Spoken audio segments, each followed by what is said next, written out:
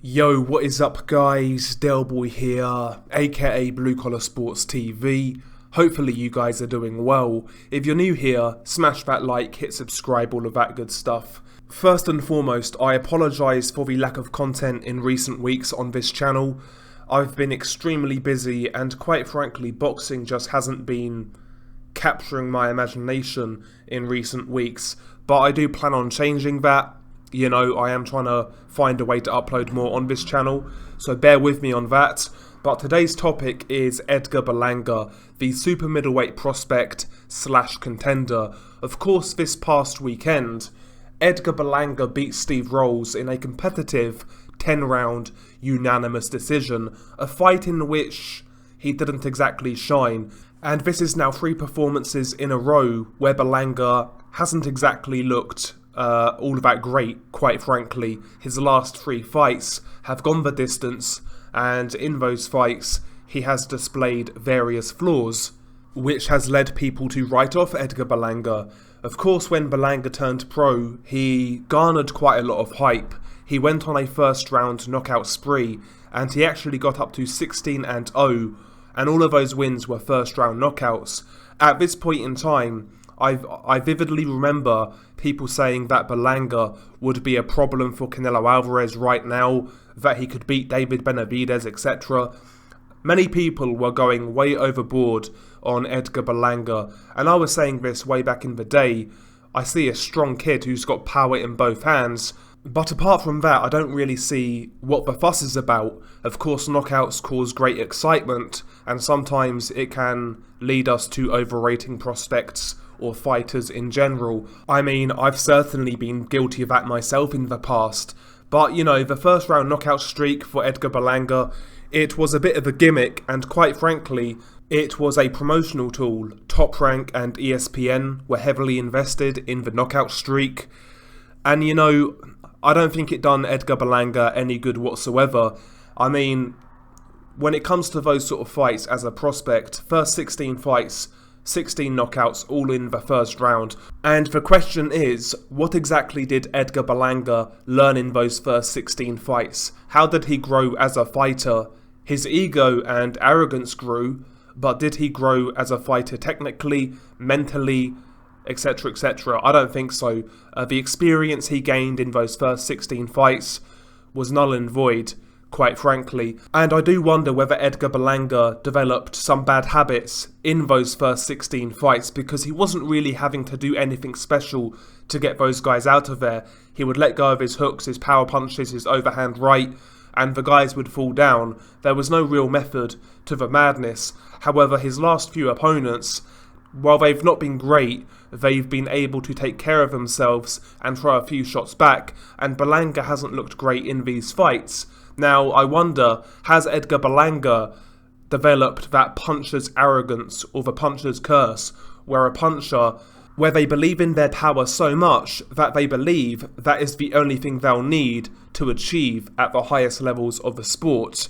And as a result, because they believe in their power so much, sometimes you'll get guys who neglect the other areas of their game, such as defense, footwork, creative offense, etc, etc, because they're so reliant on landing one shot and the guy falling over. In their mind, they will gas themselves up to believe that is all they need to achieve at world level. However, that is not the case. I think the best example of this in recent years has been Deontay Wilder. Now, Deontay Wilder was a good heavyweight champion, and what he did actually quite well. But technically, of course, Deontay Wilder had left a lot to be desired, and you know, journalists were asking him the question, especially after the second Luis Ortiz fight. I forget who it was, but one journalist asked him, "Aren't you worried about losing all of these rounds?" And Wilder retorted, "No, I only have to be perfect for 1 second." Now, if you have that mindset in regards to your punching power, I can't see that being conducive of being willing to learn and improve in the gym on other techniques not involving power, whether it be footwork, defense, etc, etc. And I wonder whether we are seeing the same thing with Edgar Berlanga. Has he deluded himself so much to believe that he doesn't need to improve in other areas, and are we seeing the result of that now?